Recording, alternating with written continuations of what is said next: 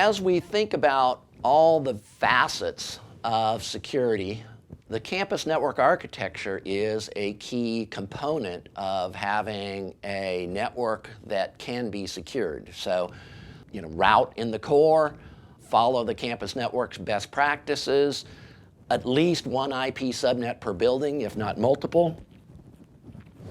We definitely have to put campus level servers on a subnet that's separate from users.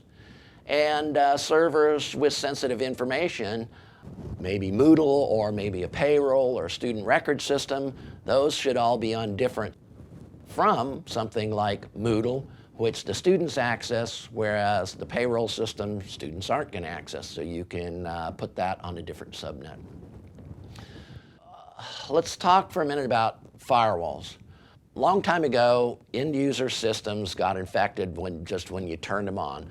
Windows XP, before Service Pack 2, if you turned on a Windows machine that was unpatched on the network with a public IP, it would immediately get infected with a virus.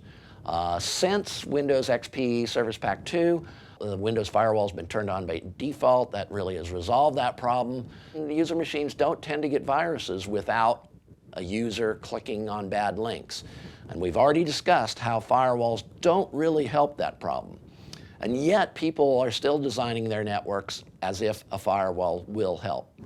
So the traditional recommendation is that firewalls did NAT and protected the entire campus. That's a very corporate approach. Given where most people in emerging regions are, you're probably going to have to do NAT, although a firewall might not be the best choice for a hardware platform to do it. Again, this is a very corporate approach, and it doesn't allow for innovation by users. Again, I'll guarantee that if Stanford had this policy 20 years ago, we wouldn't have anything like Google. So firewalls don't protect users from getting viruses that come via the, clicking links while web browsing or email attachment. So both of those are encrypted streams, and firewalls won't help. And as bandwidth increases, these inline firewalls limit performance for all users. And this gets to be a bigger problem at higher speeds. So the traditional design has a border router and then a firewall. Possibly the border router doesn't exist, so possibly it's the firewall sits between the campus network and the internet service provider. But a newer approach and a better approach in our view to firewalls is that traditional firewall placement doesn't protect your servers from on-campus users. The firewalls limit performance and cause bottlenecks, and it drives us to encourage you to consider a new approach where you only use the firewalls to protect your critical assets and allows the firewalls to be more tightly configured to protect these assets, even from inside users. So we recommend that you always firewall servers that has sensitive data. You always want to use two levels of defense, a hardware firewall and use the host-based firewall rules as well. That way, if one fails or one is misconfigured, you're still protected. So firewalls should be configured to protect, for example, if you have a server that users are only accessing via HTTPS, well, the firewall should only allow HTTPS traffic to and from that server. You should not be allowing SSH or other kind of services.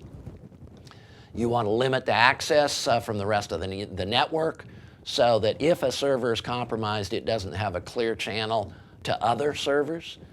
And another strategy is to block your sensitive servers from the internet so that they're not even accessible from the internet, and they require a VPN authentication plus encryption to access those servers. Be aware that stateful firewalls are vulnerable to DDoS attacks, and so you need to be thoughtful about firewall placement. So a newer design that we would encourage you to consider is placing your firewall rather than between your campus and your internet service provider, Rather, you place it between your core router and your central servers for campus. This allows you then to protect your servers from on-campus users. Now, the border router might be, again, a firewall, but it will be configured likely to be running NAT. It will be configured likely with some NAT translations, and that's something that a border router, a router can do just as well as a firewall. So the economics might drive you to a router at the border rather than a firewall. And then notice that we probably want to have different classes of servers on different subnets. So servers with sensitive data are not on the same subnet as servers that serve student needs, and you probably want to have firewall rules that are blocking the student servers from reaching servers with sensitive data.